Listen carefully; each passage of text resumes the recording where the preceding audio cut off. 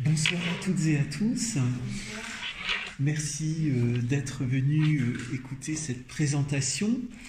Je suis Éric Amraoui, maître de conférence habilité à diriger les recherches ici même, au Centre d'études du travail et du développement. Et j'ai l'honneur d'inviter ce soir donc Isabelle Lagny, à qui je vais laisser le soin de se présenter. En lisant son ouvrage, je me suis aperçu de l'existence de nombreux points de recoupement, de convergence entre nos parcours pourtant si différents. Isabelle est médecin. Je suis enseignant en philosophie et pourtant nous avons côtoyé les mêmes personnes, des personnes qui nous ont formés. François Dagonier, Claire Salomon-Bayet. Des philosophes de la Sorbonne. Et Christophe Dejour, qui, psychosomatique, psychodynamique du travail, et à qui je dois mon recrutement au CNAM. Et nous nous sommes croisés, me rappelait Isabelle, il y a une quinzaine d'années environ, dans le cadre d'un certificat, des enseignements d'un certificat, sauf erreur de ma part. Oui, c'est ça. Voilà. Alors, je te laisse le soin peut-être de te présenter, ainsi que l'ouvrage. Et nous interagirons. Alors, ce que Éric ne vous dit pas, parce qu'il est très modeste, c'est quand même que ses travaux en philosophie de la médecine, tu peux en dire quelques mots avant que je me présente? Alors, j'ai soutenu une thèse de doctorat sur l'analyse des causes pathologiques des maladies du cœur par les médecins des XVIIe et XVIIIe siècles, qui étaient en même temps des philosophes et des poètes. Voilà, donc histoire philosophique de la médecine, et ce qui m'a conduit à fréquenter le laboratoire d'études des greffes et prothèses vasculaires de l'hôpital Broussais, dirigé par le professeur, à l'époque, par le professeur Alain Carpentier. Mais j'ai aussi eu l'occasion d'y séjourner une trentaine d'années plus tôt, enfin près d'une trentaine d'années plus tôt, alors que j'étais enfant, au milieu des années 70, au 3e étage de l'hôpital Broussais, où travaillait la maman d'Isabelle. Voilà. Donc ma mère travaillait au pavillon Le Riche de l'hôpital Broussais depuis 1962. Et en 1973, Éric, âgé de 9 ans, vient se faire opérer du cœur dans le bâtiment exactement au pavillon Le Riche où travaillait ma mère. Voilà. Par Alain Carpentier, qui était le professeur de cardiologie, qui a succédé à Cachera, qui avait fait la première greffe cardiaque en France dans le même hôpital.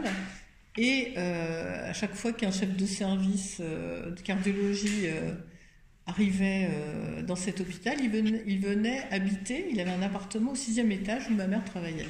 Ma mère était aide-soignante, mais elle n'était pas aux soins en fait.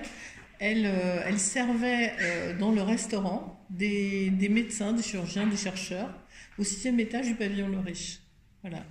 Et donc, et moi je fréquentais cet hôpital depuis l'âge de 5 ans. Et donc, j'ai peut-être, quand j'avais 12 ans, je suis passée pas très loin de la chambre d'Éric, qui avait 9 ans. Et je suis montée voir ma mère parce que j'étais toujours fourrée à l'hôpital. J'adorais l'odeur de l'éther. C'était un truc bizarre. Et pour moi, après, une fois adulte, je me dis, pour moi, l'hôpital, c'est mon lieu de vie, quoi. C'est mon deuxième lieu de vie. Et voilà. Et donc, en fait, on a plein de points communs, Éric et moi. Et en plus, il se trouve que c'est vrai, c'est Christophe Dejour qui l'a fait recruter ici, et qui donc l'a intéressé, j'imagine, à des thématiques qui sont en lien avec celles qui m'ont intéressé aussi assez tôt, finalement. Et moi, j'ai connu Christophe Dejour en 1986, alors qu'il était assistant de psychiatrie à l'hôpital de Bure-sur-Yvette, hôpital de psychiatrie, et à cette époque-là, j'ignorais totalement que c'était un théoricien de la psychosomatique, et encore moins qu'il allait développer, enfin dans les années, il est commencé déjà d'ailleurs ici même au CNAM, il avait un laboratoire avec des ergonomes, et sûrement des psychologues qui commençaient à développer cette branche de psychodynamique du travail qui est à la croisée de plusieurs disciplines, à la fois psychosomatique, ergonomie, sociologie, psychiatrie, psychosomatique, et psychologie. Voilà. Donc, moi j'ai toujours été passionnée par la psychosomatique depuis le début de mes études de médecine et même avant, à tel point que je voulais tout faire en fait. Je voulais être médecin, mais je voulais aussi faire de la recherche en biologie, assez tôt d'ailleurs. Donc j'ai finalement pu le faire vers la 4e année de médecine. Je me suis interrompue. J'ai fait, grâce aux équivalences qui existaient à l'époque, c'était pratique, j'ai fait un diplôme de neurosciences pendant 1 an. Donc j'ai commencé à faire du travail vraiment de recherche à ce moment-là, en 84, pardon. Et puis, je suis retournée faire des études de médecine. Et déjà, là, ce que je peux dire, c'est pas écrit dans le livre, mais je vous le dis quand même, c'est que pendant 1 année, quand on arrête de faire la médecine, notre regard change. Notre regard sur le corps change. C'est-à-dire que je m'étais rendu compte, pendant cette année de coupure où j'étais allée faire autre chose, que en tant qu'étudiante en médecine, en fait, j'avais un regard qui chosifiait la personne. C'est-à-dire que je regardais le corps de la personne, non pas comme un corps vibrant, avec tout un tas d'émotions, riche de son histoire, et de érotique, et tout ce qu'on peut imaginer. Mais non, c'était une chose. Et quand je me suis arrêtée pendant 1 an, d'un seul coup, je me suis ressaisie, je me dis, mais c'est terrible comment on regarde le corps des gens aujourd'hui, quoi. Et ça, c'est l'impact des études médicales. C'est quelque chose qui est important à un moment donné de s'en rendre compte. Donc je suis retournée ensuite vers la médecine. J'ai fini mon cursus, j'ai passé un concours, j'étais partagée, je voulais faire de la recherche ou de la psychiatrie.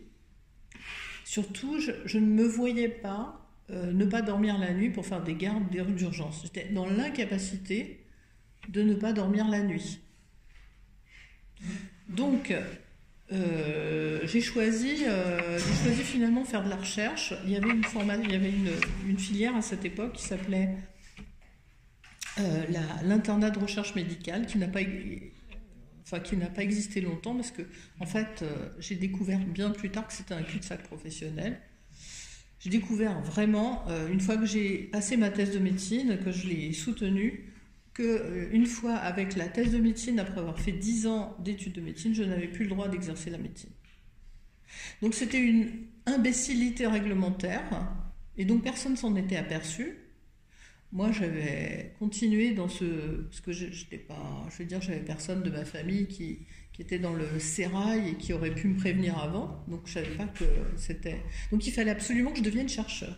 Sauf que c'est pas parce qu'on a fait une thèse de sciences, ce que j'avais fait aussi, et une thèse de médecine, qu'on est forcément recruté comme chercheur dans un organisme public.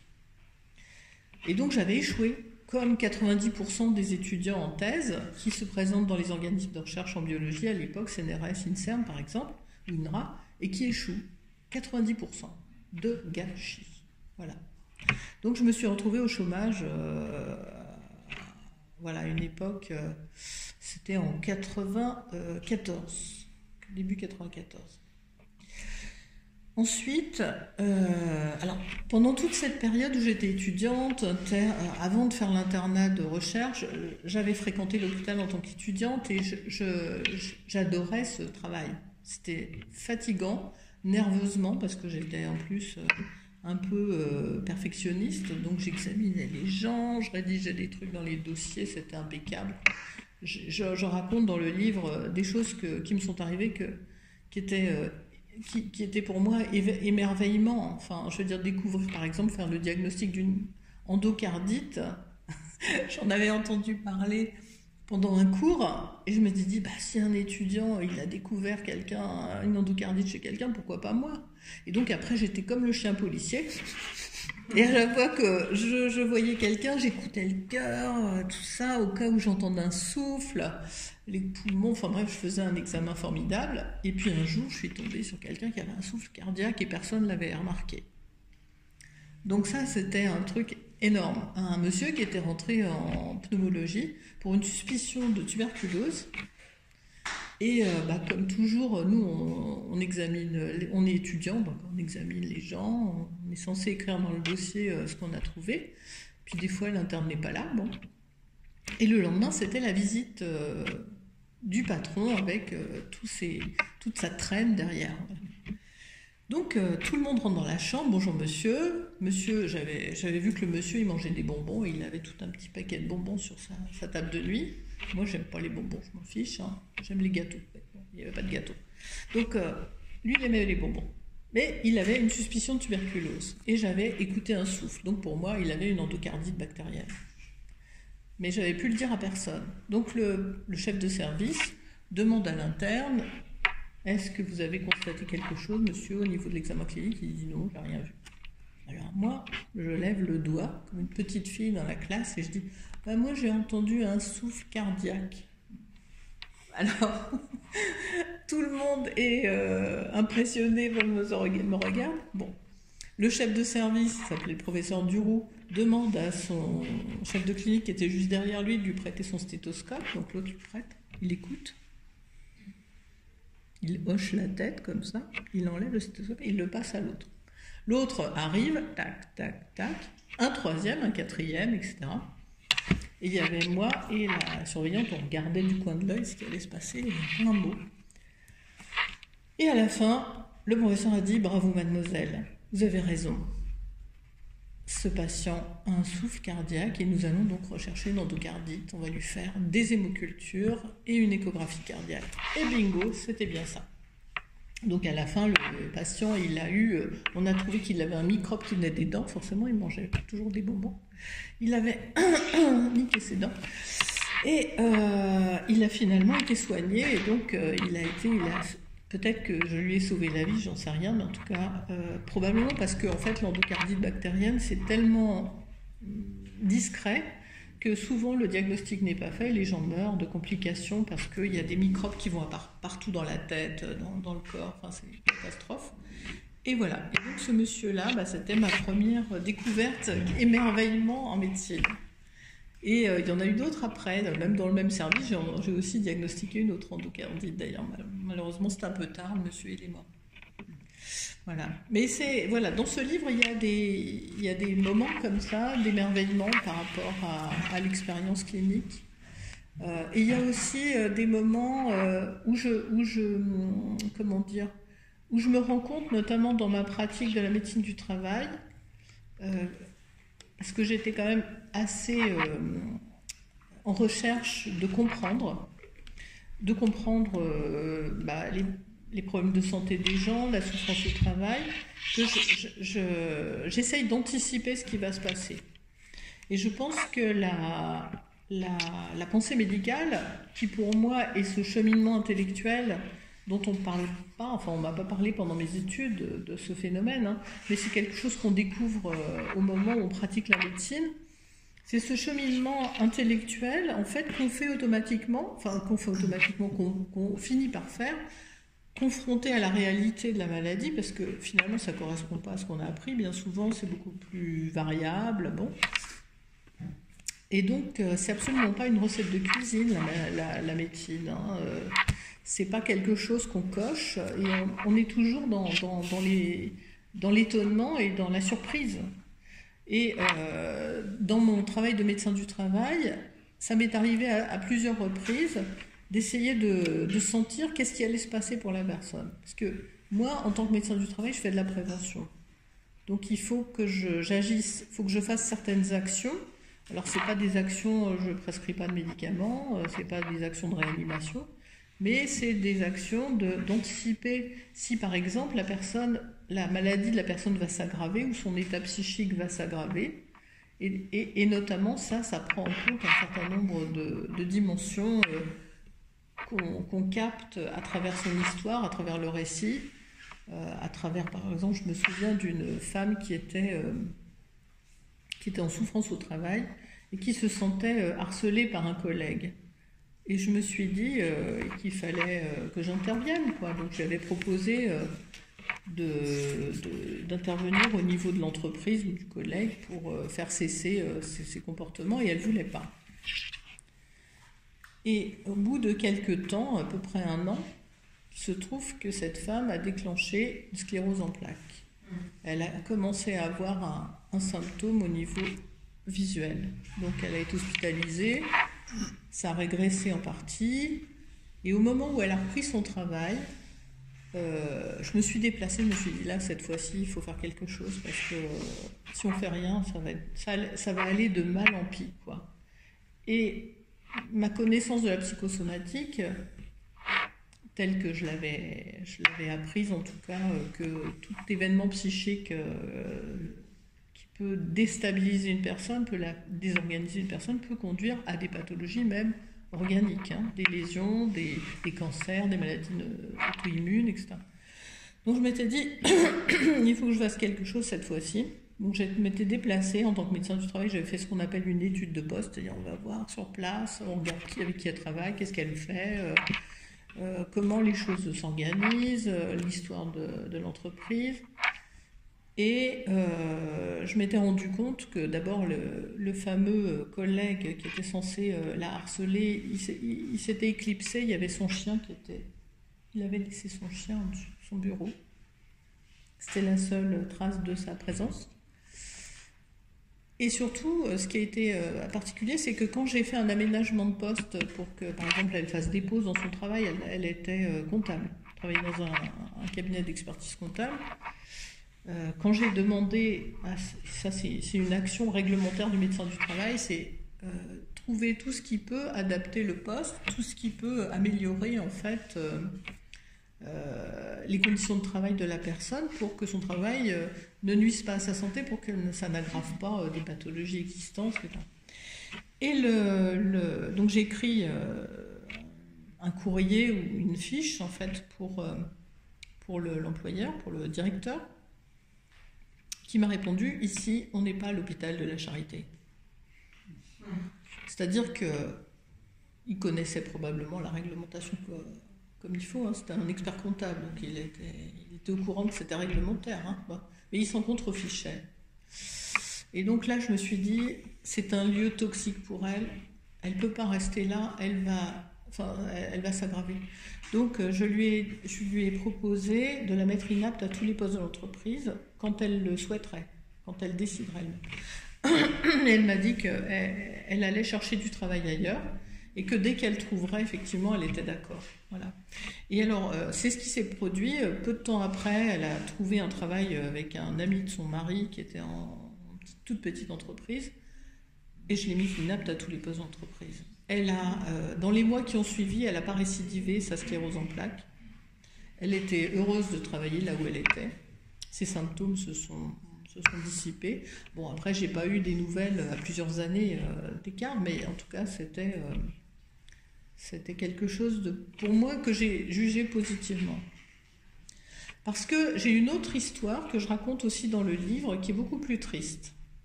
C'était l'histoire d'un homme, je crois qu'il était sri-lankais, il travaillait dans un supermarché où il était au rayon fruits et légumes. Et c'est un homme assez mince, un peu chétif. Et le rayon fruits et légumes, vous le savez, Brigitte, c'est un poste de travail très lourd. Et en plus, il avait du matériel de manutention qui n'était pas motorisé, donc c'était un tire-pale manuel. Ce qui fait qu'il déployait un effort physique incroyable pour faire son travail tous les jours. Il m'en avait parlé au cours d'une consultation systématique, et je lui avais dit, si vous voulez, je peux faire un aménagement de poste, c'est-à-dire que j'écris au patron qu'il vous mette dans un autre rayon. Il m'avait dit, non, surtout, ne dites rien. Parce que beaucoup de gens, en fait, dans le privé, ont peur de se faire licencier, de se faire éjecter à cause du médecin du travail qui mettrait quelque chose de cette nature. Donc, j'avais suivi sa volonté, j'avais rien fait. Quelques mois plus tard, je reçois un coup de fil, sa femme m'appelle et elle me dit que son mari a démissionné brutalement. Je lui dis, oui, bah, elle me dit, parce qu'en fait, il supportait pas le travail, c'était trop dur pour lui, physiquement c'était trop dur, il n'y arrivait pas, quoi. Mais je lui dis, bah, peut-être que... Alors elle me dit, c'est catastrophique parce qu'en fait, moi, je travaille pas et on a des enfants, et donc d'un coup, on n'avait plus de revenus. Et je lui dis, mais peut-être qu'il peut revenir en arrière, revenir sur sa démission, dire qu'il veut finalement travailler. Elle me dit, mais c'est pas possible, il est mort. Non. Il était mort d'un accident vasculaire cérébral, quoi, enfin d'une hémorragie cérébrale. Voilà. Et donc cet événement-là m'a beaucoup touchée. Je me suis dit, en fait, est-ce que nous, en tant que médecins du travail, il ne faut pas qu'on fasse autrement? C'est-à-dire qu'on anticipe ce qui peut se passer avec les moyens qu'on a, c'est-à-dire la médecine, c'est pas une science, hein. La médecine, c'est une pratique qui s'appuie certes sur des sciences, mais quand on est seul dans son cabinet face à son patient, on utilise énormément de choses pour ce cheminement intellectuel, c'est-à-dire cette pensée médicale, qui doit se mettre en œuvre avec les moyens du bord, c'est-à-dire tout ce qu'on a accumulé comme connaissances, comme savoir-faire, comme expérience, comme sensibilité, comme capacité d'observation, comme capacité de décider et de prendre des décisions importantes pour l'avenir des gens. Hein. Mais il ne faut pas tergiverser, parce que si on tergiverse, si on procrastine, et si on ne se positionne pas à un moment donné, il peut y avoir cette conséquence-là. Et je me suis rendu compte, donc à ce moment-là, comment, au cours de ma carrière, à plusieurs reprises, le pouvoir, la responsabilité du médecin du travail est énorme dans le devenir des gens qui sont salariés du privé. Parce que le médecin du travail a un gros pouvoir individuellement sur le destin des personnes. Voilà. Mais il y avait une pensée à mettre en œuvre derrière ça. Éric. Je pense que l'ouvrage d'Isabelle est une forme d'autobiographie au double sens du terme, personnel et intellectuel. Et il est magnifiquement introduit par la préface de Reza Moghadassi, qui reprend les éléments essentiels, et puis la magnifique exergue de Salah Al-Hamdani. Accorde à ta flèche jusqu'au trouble la gloire de ne tuer personne. Une variante, point d'interrogation, du primum non nocere. Premièrement, ne pas nuire, me semble-t-il. Du serment d'Hippocrate. Du serment d'Hippocrate. Et puis, dans le livre, on retrouve un écho, sous la plume d'Isabelle, cette fois, de la manière suivante. Si la médecine exige un usage de la raison, elle exige aussi de mobiliser son intuition et de dilater son cœur. Ce n'est pas simplement le cœur, mais la dilatation du cœur. Donc, je trouve ça magnifique, et cette dilatation du cœur rend seule possible l'appréhension de la complexité du réel. Donc la médecine comme art, avec l'intuition comme source inspiratrice, et la capacité de reconnaître le singulier et d'anticiper des diagnostics un peu contre-intuitifs, comme celui de l'endocardite que tu évoquais. Alors, il y a Un autre niveau à souligner, me semble-t-il, c'est le parallèle établi par toi entre, au niveau du devenir de la médecine, la division des corps, la segmentation des corps dans l'appréhension commune, hein, et la division du travail. Il y a vraiment une division du corps du malade que l'on peut mettre en balance avec celle du travail, une sorte de taylorisation de la médecine, enfin de la pratique de la médecine qui aboutit à une absence de vision de la complexité, mais reposant, somme toute, sur une absence de cœur, de cette dilatation. Voilà, alors, ça c'est un premier... tu évoques aussi, outre la formation des médecins problématiques à ce niveau, l'effet de ce que tu appelles un dressage psychique, un conditionnement qui conduit plutôt à pratiquer une médecine réflexe que pensante. Hein? Et penser, c'est zigzaguer, c'est se dérouter, c'est dérailler, ne pas avoir peur de le faire. Et je pense que tu es quelqu'un qui n'a pas peur. C'est vrai que je déraille souvent. Et voilà, donc penser, c'est zigzaguer, disait un poète du XVIIIe siècle, Lichtenberg. On ne pense jamais droit. Et du coup, l'orthonormation de la formation... alors, il y a beaucoup d'autres éléments, mais je préfère te laisser reprendre, et puis je reviendrai. Alors, ce que je vous propose, c'est que j'ouvre le livre au hasard, et je vous lis... Ah ben voilà, c'est très intéressant ça. Je vous lis une page. Alors, c'est un chapitre qui s'appelle « La compréhension de l'histoire naturelle des maladies ». Une douleur est dite fonctionnelle lorsqu'on ne retrouve pas, après exploration, une lésion visible macroscopique, ça veut dire visible à l'œil nu, hein, ou microscopique, sur l'organe qui l'exprime. Or, la douleur mérite un soulagement. Qu'il y ait ou non une lésion associée, et par exemple, la douleur ulcéreuse typique telle qu'on l'a décrit dans les livres de médecine, la douleur ulcéreuse typique de l'estomac peut exister sans lésion. Et donc le fait de nier qu'il y ait des pathologies fonctionnelles est une attitude très fréquente parmi les médecins qui sont peu expérimentés. Il s'agit sûrement d'une défense mentale qui est assez répandue. Et moi, je fais l'hypothèse que, confrontés à des plaintes qu'ils n'ont pas appris à traiter, des médecins se retrouvent devant un risque d'échec médical.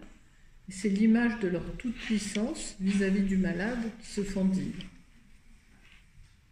Et c'était cette expérience que j'avais vécue à l'hôpital un jour où j'étais aux urgences avec ma mère, qui était finalement dans sa dernière partie de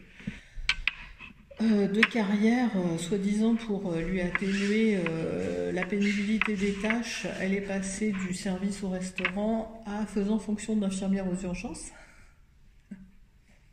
Je vois la tête de mes collègues médecins du travail. Donc c'était pas vraiment un poste doux comme le médecin du travail de l'hôpital Broussais le prétendait. Mais ça m'a donné l'occasion de venir en observatrice quand j'étais jeune étudiante, voir ce qui se passait aux urgences. Et j'avais été frappée un jour par le fait qu'un interne reçoit une patiente qui avait, je ne me rappelle plus où elle avait mal, ou peut-être au ventre, je ne sais pas, une douleur. Il avait fait quelques examens cliniques, examens complémentaires qui étaient tous négatifs, et il s'était montré méprisant avec la personne. Comme si cette personne simulait sa douleur. Comme si elle trichait avec lui. Il l'a pris comme une forme de tromperie, en fait. Et il a fait partir cette personne sans la soulager, sans la réconforter, sans donner d'hypothèse, de suite. Et donc j'ai été très frappée par cette attitude. Et je me suis dit, moi, jamais je ferais ça. Je pense que toute personne qui souffre, quelle que soit la nature de ce qu'on peut observer, toute personne qui souffre mérite qu'on ait envie de la soulager déjà, et donc de mettre en œuvre tout ce qu'on peut pour comprendre déjà et pour trouver une solution. Et ça a été un leitmotiv dans toute ma carrière de comprendre comment il y avait ce passage possible de maladie fonctionnelle aux maladies organiques. J'ai fait l'hypothèse assez tôt, au moment où je faisais ma thèse de médecine sur l'anorexie mentale, et ce qui m'a donné l'idée de chercher ce lien entre maladie fonctionnelle et pathologie fonctionnelle et organique, en fait, c'est que j'avais remarqué dans toutes les descriptions de cette maladie qu'on appelle l'anorexie mentale en France, anorexia nervosa dans les pays anglo-saxons, en fait, il y avait plein de tableaux cliniques possibles. Il y avait des choses très ordinaires comme une jeune fille, souvent c'est une fille plutôt jeune, qui trie ses aliments, mais qui ne va pas systématiquement manger, elle va éviter certains aliments, souvent la viande d'ailleurs, et les féculents d'ailleurs. Et pourtant, il n'y a pas de répercussion sur son poids. Elle maigrit pas. Et puis après, il y a tout un éventail de variétés jusqu'à arriver à une personne qui est extrêmement maigre au point où la cachexie, on appelle ça une cachexie, hein, c'est-à-dire qu'on voit ses os qui ressortent, hein, et les organes sont... Je veux dire, c'est terrible à voir quand on voit ça une fois. Et ma mère m'avait raconté que, justement, aux urgences, elle avait reçu une jeune femme qui était venue avec une peau bistre qui moulait ses organes. Et la jeune femme est morte aux urgences. Donc on a tout cet éventail. Et on appelle ça l'anorexie mentale. Donc en fait, il doit y avoir des formes légères qui n'ont pas de conséquences jusqu'à l'extrême vers la mort, quoi. Enfin vraiment Et voilà. Et donc je me suis dit c'est pas possible, ça doit être partout, ça doit être pareil pour toutes les maladies. Et quand après mon cursus de médecine, puis de recherche, échec pour la recherche en biologie, j'étais au chômage, j'ai décidé de faire un diplôme de philosophie des sciences, histoire et philosophie des sciences, et j'ai choisi de travailler sur la psychosomatique et de comparer deux écoles de psychosomatique. Et pendant que je faisais ce travail de comparaison entre deux écoles, j'ai trouvé un article de 1930 d'un chirurgien qui s'appelait Léopold Alkan à Berlin. Donc c'était un article en allemand qui était assez gros. Et c'est le seul article que j'ai trouvé dans toute la bibliothèque de l'université de l'école de médecine, le seul article qui parlait de ce lien entre maladie fonctionnelle et organique. Et ça datait de 1930. Donc, avec mon ex-mari, le papa de Yvan, Mithridate pour Mire, qui avait appris en autodidacte l'allemand, parce que c'est un homme qui a beaucoup de dons pour les langues. Donc, il était iranien d'origine, parlait persan, puis français, et il a appris l'allemand en France, bon, tout seul. Et tous les deux, on a traduit cette conférence de Léopold Alkan, qui était assez, comment dire, un peu lourde, quoi. Et c'était vraiment une découverte incroyable, quoi. Parce que lui, il avait connu cliniquement des gens, il connaissait les symptômes, et après il les opérait et il voyait ce qui se passait au niveau microscopique sur les organes. Et donc il a fait une description très intéressante, que j'ai jamais vue ailleurs, quoi. Et donc je suis partie dans ma conviction, peut-être que je me trompe, j'en sais rien, mais en tout cas, parce que ça n'intéresse pas beaucoup les chercheurs, j'imagine, ce genre de choses, mais c'est important pour la médecine de sentir qu'il peut y avoir un continuum. Et donc ça veut dire que quand quelqu'un présente des symptômes fonctionnels, réversibles, c'est à ce moment-là qu'il faut agir. C'est à ce moment-là qu'il faut réconforter les gens, qu'il faut trouver des solutions. Si les symptômes sont apparus dans une période où ils ont été déstabilisés, où on dit décompensés au niveau psychique, que ce soit vers la dépression, des formes ça peut être des formes de psychose, etc. C'est à ce moment-là qu'il faut agir pour éviter que la maladie, elle s'installe dans le corps d'une manière irréversible, sous forme d'un cancer, sous forme d'une maladie auto-immune, une maladie vasculaire, etc. Voilà. Donc j'ai toujours été guidée par cette hypothèse-là, dans toutes mes actions de médecin, qu'il ne fallait pas que les choses se gâtent.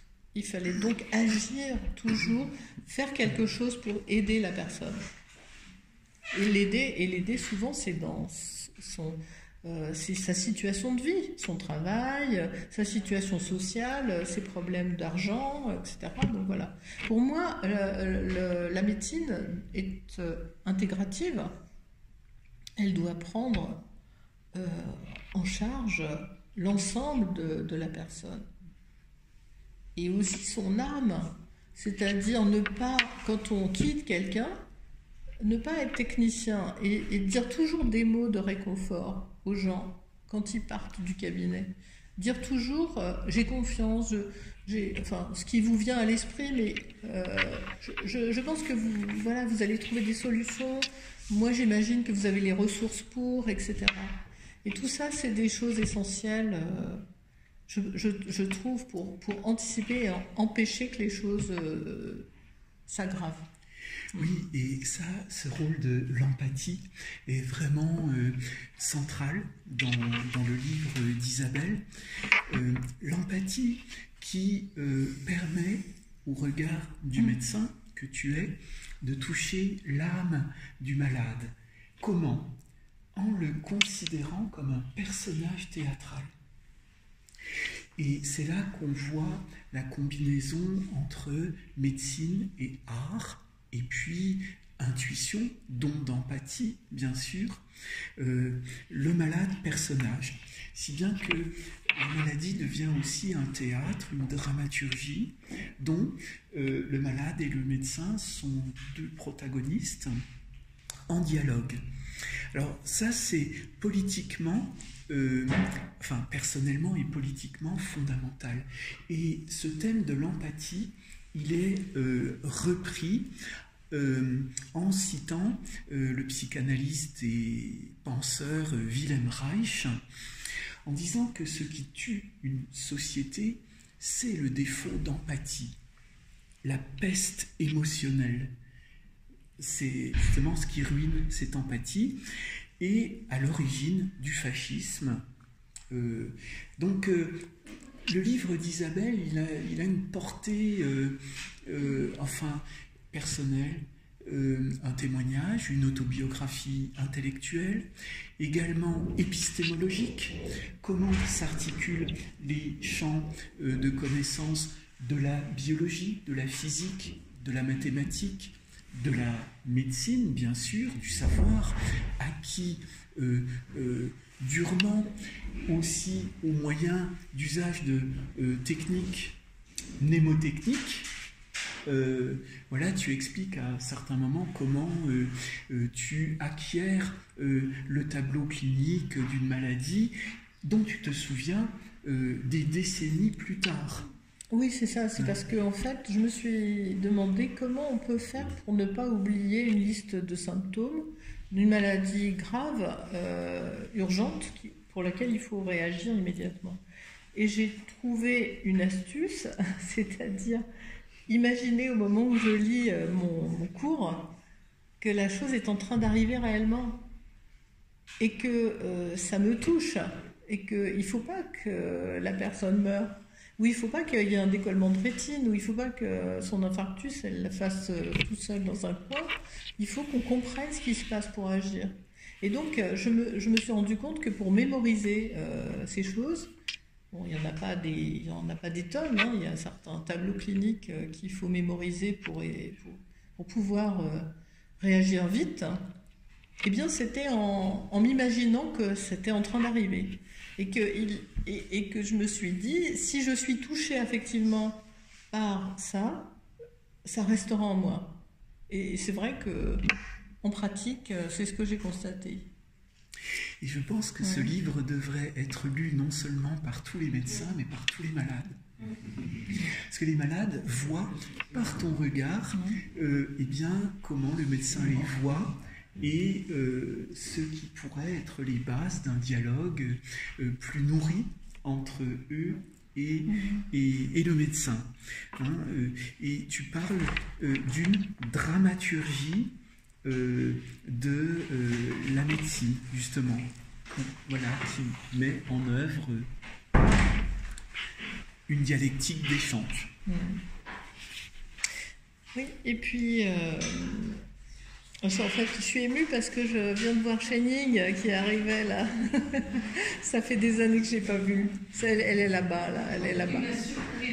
C'est une surprise, oui. Voilà, c'est une dame que j'ai connue à l'école polytechnique. Ça doit faire 15 ans que je n'ai pas vu Shining. Voilà. Bon alors, on parlait de quoi déjà Le dialogue médecin-malade. Oui. Ah oui, alors voilà, j'avais une idée. C'est que, en fait, c'est Christine Sora. En fait, pour moi, c'est très important que le patient soit un acteur de sa santé. C'est-à-dire qu'à un moment donné, il ait compris ce qui lui arrive. Salut. Et qu'il puisse agir lui-même en faveur de son rétablissement. Donc, je parle aussi dans le livre de la passivité que parfois le médecin attend du patient, qui n'est pas du tout une bonne chose. Donc, il vaut mieux avoir un patient un peu rebelle. Là, j'en vois un à gauche. J'en vois un dans la salle au fond à gauche. Il vaut mieux avoir un patient rebelle qui a des idées intéressantes de la manière dont il pourrait se rétablir, quitte à ce qu'il y ait des frictions, évidemment, parce que le médecin, il défend son précaré, ou des fois, il réagit d'une manière un peu affective, quoi. Il est un peu vexé, ou il n'est pas content que le patient n'ait pas suivi l'ordonnance. Donc, il y a des réactions comme ça, affectives. D'ailleurs, j'explique dans le livre que c'est une des entraves de la pensée médicale. C'est-à-dire que quand le patient est fâché, quand le médecin est fâché que le patient n'ait pas suivi sa prescription, par exemple, c'est un exemple. Donc il y a une possibilité de projection affective sur le patient qui coupe l'envie de soigner ou qui le met dans une mauvaise disposition de penser, quoi, avec une incapacité après de penser. Donc c'est effectivement c'est important. Enfin, je pense qu'on va aller de plus en plus, je l'espère en tout cas, vers une compréhension par les patients une meilleure compréhension de leur état de santé, une meilleure connaissance de ce qui se passe en eux et de comment eux-mêmes ils peuvent prendre soin de leur santé avant qu'ils soient malades, quoi. Aux États-Unis, on commence à déployer des sortes de manuels de famille pour savoir comment faire pour des petites choses, hein, pour des petits mots, pour des choses banales, quoi. Comment les gens ils peuvent anticiper, augmenter leur immunité naturelle, enfin tout ce qui peut concourir à faire qu'on maintient sa santé sans être obligé constamment d'espérer qu'un médecin va pouvoir vous soigner. Et le livre d'ailleurs s'ouvre sur la question, est-ce que le corps s'auto-soigne? Voilà. Il y a une capacité de guérison, une capacité de rétablissement, et on ne nous l'enseigne pas à l'université. À l'université, on a l'impression qu'on est là, il manque une pièce, on a rajouté la pièce, il faut souder, je ne sais pas, c'est un truc mécanique. Mais on ne nous explique jamais qu'il y a une auto-organisation dans les systèmes biologiques et que le corps peut se réparer. Alors maintenant, j'imagine peut-être qu'aujourd'hui, on en parle parce que, par exemple, avant, on pensait que le cancer, c'était un truc inéluctable, alors que maintenant, on sait qu'en fait, le système immunitaire, il est constamment en train de travailler pour se débarrasser de début de cancer, hein, j'imagine, c'est ça. Voilà. Donc les choses ont évolué et je pense qu'aujourd'hui peut-être que dans l'enseignement de la médecine on n'aborde plus cette capacité d'auto-réparation qu'à mon époque, où on avait l'impression que la maladie, c'est un truc, voilà, c'est un truc qui bouge pas, là, elle est là, ah, hop, c'est là. Ah non, en plus ça bouge tout le temps. Alors la pathologie, c'est un truc qui est constamment comment dire, en évolution. C'est comme un film, ça s'arrête pas. Donc dans les dossiers médicaux de médecine du travail qui sont numérisés, maintenant on voudrait que les choses soient instantanées comme un cliché, comme une photo. Sauf que la maladie ou la santé, c'est quelque chose qui est constamment en mouvance. Et comment écrire dans un dossier informatisé ce phénomène de mouvance? Pourquoi proscrire dans un dossier médical tout ce qui est subjectif, alors que c'est ce qui est humain? Voilà. Donc il y a différentes questions comme ça qui sont abordées dans ce livre aussi autour de ça. Oui, puis la hiérarchie des sens. Aujourd'hui, on privilégie la vision, l'image, alors que tu évoques beaucoup la question du toucher, l'importance de l'examen clinique. Bien sûr, bah oui. Oui, parce que les progrès technologiques pour comment dire, rendre visible l'intérieur du corps à travers l'imagerie formidable, hein, bien sûr, mais on a tendance aujourd'hui, parce qu'on ne l'explique pas aux gens, j'imagine, on ne l'explique pas aux étudiants et aux médecins, que c'est pas parce qu'on voit une image particulière que c'est forcément pathologique. Et puis il y a des raccourcis qui sont faits. Je prends l'exemple dans le livre de la sciatique et la douleur sciatique. On fait souvent un amalgame entre une hernie discale et une douleur sciatique.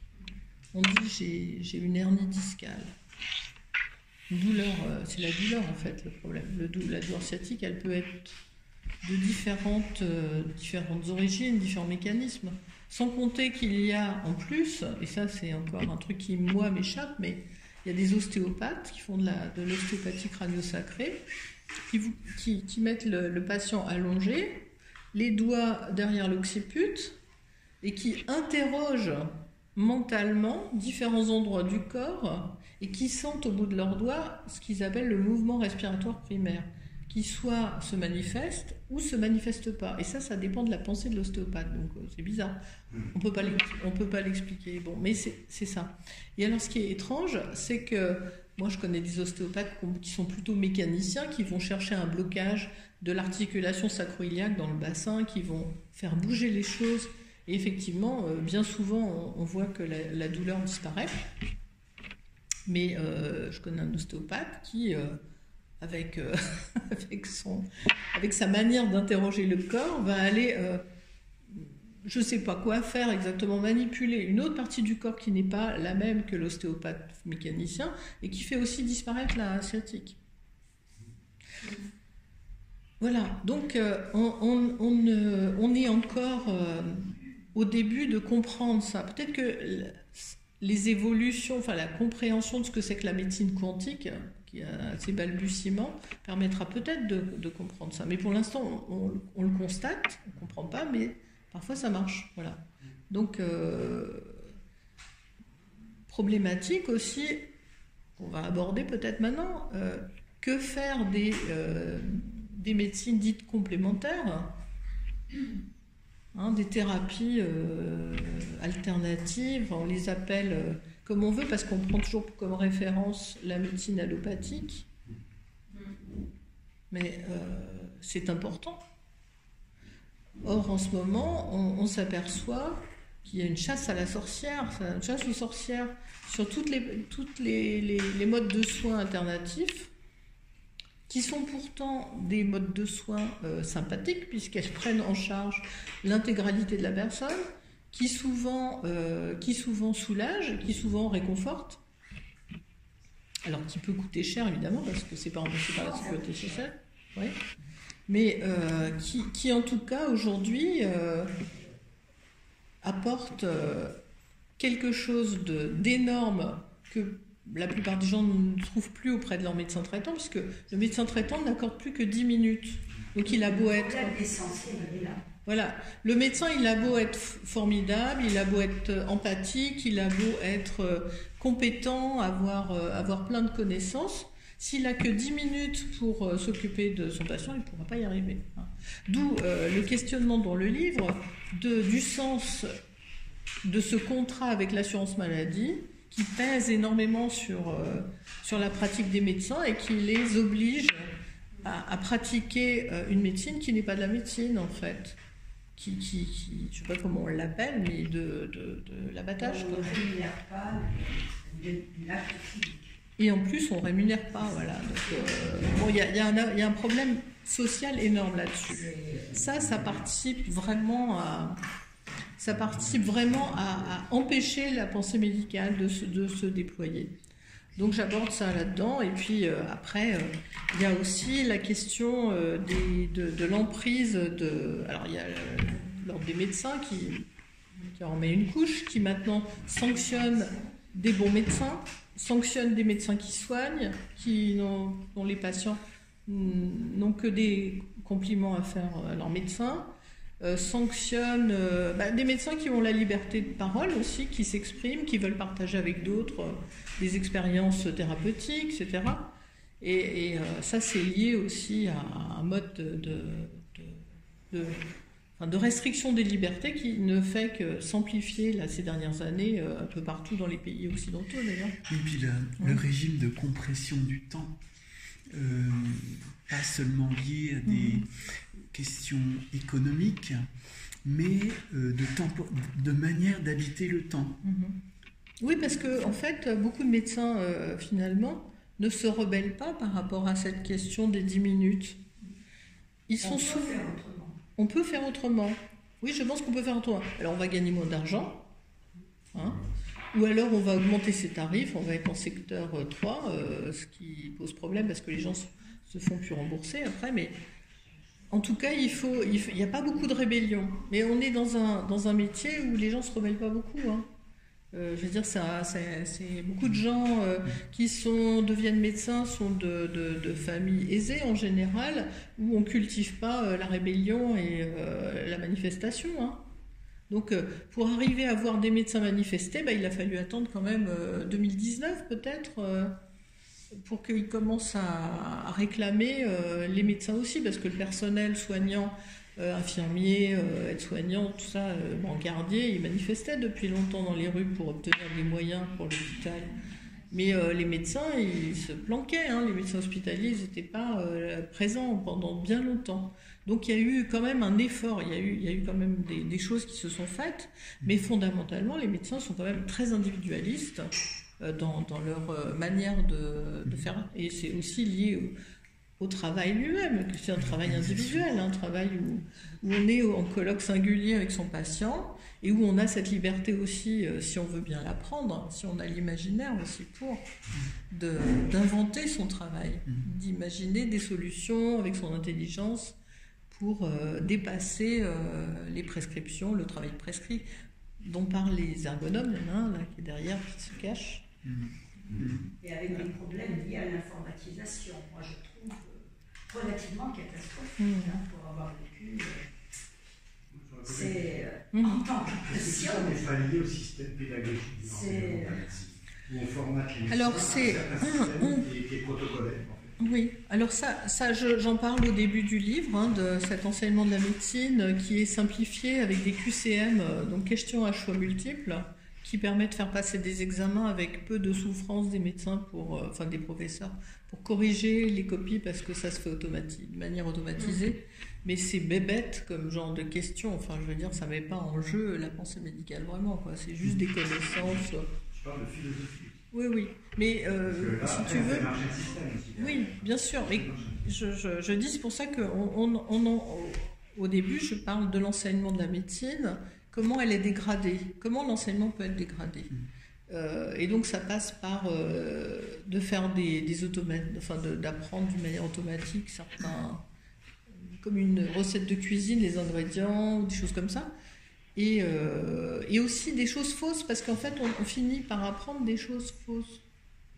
Parce que c'est plus facile pour l'internat, on apprend des tableaux cliniques qui sont faux. Mais ils sont quand même utiles parce qu'il faut bien quand même qu'on ait des repères. C'est-à-dire que la médecine, c'est énorme, c'est un champ énorme.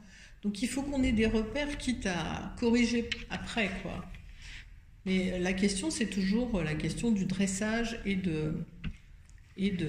comment dire, d'arriver à faire passer des examens à des étudiants pendant des années comme ça. Je veux dire, c'est aussi un travail d'enseignement qui est assez monstrueux, il faut le reconnaître. Mais je pense qu'il y a un problème. Je parle dans le livre de ce que certains médecins m'ont appris et de ce que j'estime très très précieux. Ça peut être au lit du malade, ça peut être comme je raconte l'histoire du professeur Roger qui m'avait disputé parce que j'avais pas suivi son plan d'interrogatoire pour les patients atteints de pathologies digestives. Il m'avait dit qu'avant que lui-même voie son patient en consultation, il voulait que l'étudiant fasse une sorte de questionnaire dont il avait lui-même fabriqué la matrice, quoi. Et moi, j'arrive, inspirée, artiste, comme ça, et moi, je fais comme je le sens, quoi. Et alors, il vient me voir, il me dit « Qu'est-ce que vous avez, mademoiselle? Qu'est-ce que vous avez trouvé ?»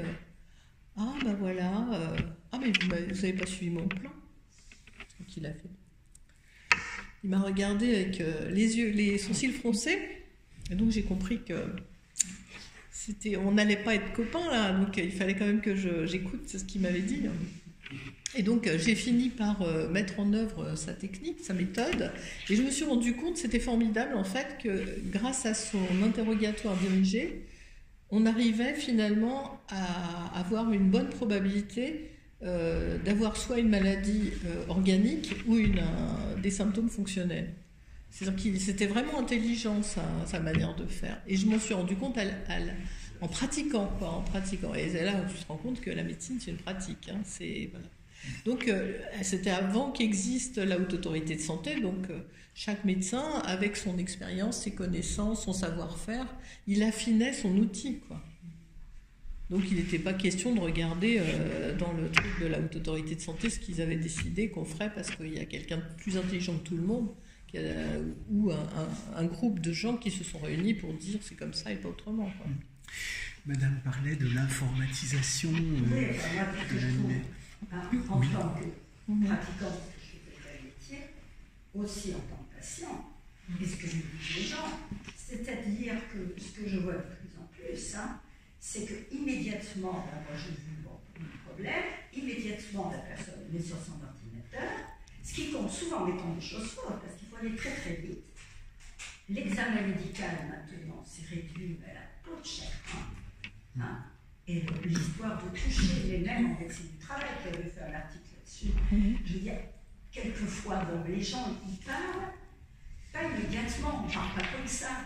Et quelquefois, quand on examinait, on prenait l'attention, c'est ça, les gens se mettent à parler. Et ça, c'est très important. Et ça, on l'évacue. Et c'est, pour moi, assez catastrophique. Moi, j'avais un chef de service, il était professeur, il faisait de la médecine interniste, il était chef de service à Guéret, l'hôpital de Guéret médical. C'était un titre remarquable. Il m'a dit, maintenant, on n'examine plus les gens, ce ne sont que les examens complémentaires. Pour moi, ce n'est plus de la médecine. Voilà. Et ça, c'est une évolution actuelle. Mais alors, on pourrait...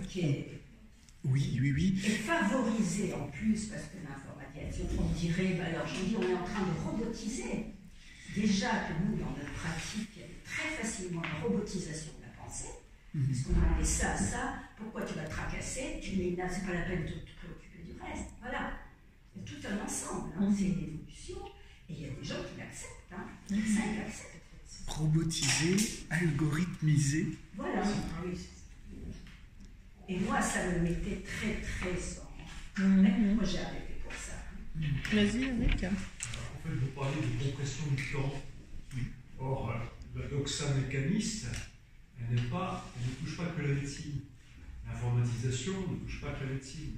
La compression du temps, le fait que le médecin a 10 minutes pour examiner un malade, demain ce sera 5 minutes, parce qu'on peut toujours, avec des outils additionnels que l'on invente, gagner du temps, donc il y a un productivisme général. Donc cette conception mécaniste, elle est doxa, elle n'est pas uniquement pour la médecine. La médecine, c'est un des éléments, je dirais, des activités humaines, et c'est vraiment un problème de civilisation. On est dans une civilisation qui est plutôt mécaniste et qui est de plus en plus, qui arrive. Oui, et soumise au régime de temporalité présentiste, à savoir l'enfermement dans un présent éternel. Repartir tout le temps à zéro, et ça veut dire être tout le temps au taquet. Oui, c'est ça, ne pas être présent au monde dans l'instant, mais être dans l'instant où il n'y a ni futur ni passé. Voilà. Et on ne peut pas sortir de cette instantanéité. Bon, c'est les nouvelles. Et ça, voilà. Téléphone, les gens qui sont... Ça favorise la chosification de l'être humain. C'est-à-dire que l'autre, il est comme le mur, la table, il fait partie. Il n'y a pas de rencontre.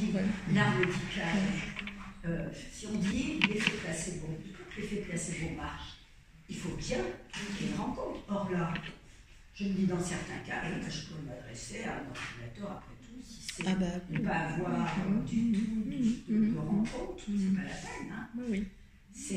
Franchement, je trouve que c'est une évolution actuelle, et qui est dit, je vois que les gens que je connais, qui ont été voir, me disent, bon, c'est pas la peine. Donc il y a un regret, il y a quand même une contrariété, les gens le sentent comme une... Pourquoi ils s'adressent à d'autres médecines, pas forcément, parce qu'on les écoute, on prend le temps de les écouter. On les écoute et on... Mais en quoi c'est une fatalité tout ça? Alors c'est pour ça que j'écris le livre, parce que je ne veux pas que ce soit une fatalité. Je pense qu'on peut d'abord redonner l'idée pour les étudiants en médecine que c'est un beau métier et qu'on peut être passionné par ce métier. Et voilà ce qui est formidable dans ce métier. Donc je décris ce que moi, en tout cas, j'ai vécu et que j'ai particulièrement apprécié. Je pense qu'on peut toujours le vivre. Le problème, c'est le temps. Alors, les questions pour les médecins traitants du temps passé avec le patient, c'est forcément politique, puisque c'est des décisions politiques qui font qu'on va donner accès à plus d'étudiants pour faire de la médecine. Il y avait eu des demandes, mais aussi on donne des moyens pour qu'il y ait plus de places dans les amphithéâtres. Parce que forcément, s'il y a plus d'étudiants, il faut qu'il y ait des amphithéâtres pour les accueillir. Et puis, il faut qu'on arrête Enfin, il y a plein de choses politiques qui sont en jeu, d'utiliser les internes dans les hôpitaux comme la cheville ouvrière et de les maltraiter, quoi, de les rendre dépressifs, de provoquer des carences de sommeil jusqu'à ce que les gens aient des accidents de voiture. Enfin, tellement d'internes qui se suicident, c'est catastrophique, quoi. Avec beaucoup d'hypocrisie, parce qu'il y a des décrets qui limitent le temps de travail à 48 heures par semaine, ce qui est déjà quand même considérable pour ce type de travail où on est extrêmement concentré, où on a beaucoup de responsabilités, et qui est dépassé d'abord. Et les temps de récupération qui sont absolument pas respectés, alors qu'ils sont écrits par décret, mais ils sont pas respectés, quoi. Donc il y a une... Il y a un côté suicidaire en fait dans notre société, parce que pour prendre l'exemple des internes qui sont épuisés, de manière générale, on a bien pu constater que les gens qui sont victimes de burn-out, d'épuisement professionnel, sont la plupart du temps les premiers de la classe, sont les bons élèves entre guillemets de l'entreprise, de l'organisme public, ou quelle que soit, je dirais, la société dans laquelle ils se trouvent, ils développent leurs compétences professionnelles. Ce sont ceux qui travaillent le plus, et donc finalement, ceux qui pourraient être les plus utiles parce que tirant l'ensemble en fait, de la structure, et les autres, en fait, sont les premières victimes. Un peu comme les premiers soldats dans les tranchées en première ligne. Il y a beaucoup de suicides et de problèmes de santé chez les médecins traitants, généralistes en particulier. Parce que les spécialistes, généralement, sont un peu plus privilégiés parce qu'ils ont des revenus qui sont plus élevés, donc ils peuvent ménager leur temps, mais aussi le fait d'obliger les gens tout le temps à passer, avant d'aller voir un spécialiste par un médecin généraliste, ça alourdit aussi. Enfin, c'est des procédures qui ont été imposées, on se demande, enfin, pas très intelligentes de mon point de vue. Hein. Après, il faut en discuter avec les gens qui sont eux-mêmes confrontés à ce métier. Moi, je ne suis pas médecin de soins, mais j'ai des idées là-dessus. Mais bon, peut-être que c'est des choses à discuter. Hein. Le législateur, il y a une quarantaine d'années, a estimé, manifestement à tort, qu'à partir du moment où on diminuait le nombre de médecins, avec les scrutus, etc., on diminuait l'offre, et donc on allait diminuer le nombre de malades. Oui, bah c'était encore une fois. On diminuait d'abord les dépenses. Bah oui, c'est ça. Le mécanisme budgétaire. Bah oui. Absurde. Oui, surtout qu'en ne comprenant pas qu'il faut faire de la prévention, faire en sorte que les gens restent en bonne santé, et de s'occuper de la santé avant des maladies, quoi. C'est-à-dire que si on s'occupe de la santé, que les gens restent en meilleure santé, bah, il y aura beaucoup moins de problèmes de manque de consultation. On voit que c'est une réaction en chaîne, quoi. C'est un système chaotique. On est dans un monde où il n'y a rien d'intelligent, là. Rien d'intelligent qui est fait pour que la santé soit mieux. C'est très paradoxal, parce qu'à la fois, on sent que les mentalités chez les médecins, les jeunes médecins, les mentalités ont beaucoup changé. Avec des gens qui sont... Moi, j'ai le souvenir de mon père qui bossait il bossait 72 heures par semaine. Il a fait la fin en out, effectivement. Mais je me souviens de la disponibilité de mon père pour ses malades, c'était un truc de fou. Ben, ça l'enrichissait lui-même, il était heureux dans son travail, même s'il était surmené. Mais bon, il a fini par craquer, mais je veux dire, en même temps, quand il en parle, il a une nostalgie de dingue, quoi, parce qu'il avait une relation avec ses patients, c'était des enfants, ce qu'on peut appeler, qui était très très belle, quoi. Et alors c'est vrai qu'à un moment, il a laissé un peu sa santé, mais bon, après, voilà. Mais là, on a quand même des médecins qui à 18h, c'est fermé. Enfin, je veux dire, il y a une autre pratique. Il y a une autre pratique, quoi. C'est vrai qu'on ne peut pas quand même... La médecine doit rester une vocation, quand même. Il y a un moment... Oui. C'est pas un métier comme tous les autres, quoi. Mais alors, ce qu'il faut comprendre aussi à la décharge pour les jeunes médecins, c'est qu'ils ont tellement souffert pendant leurs études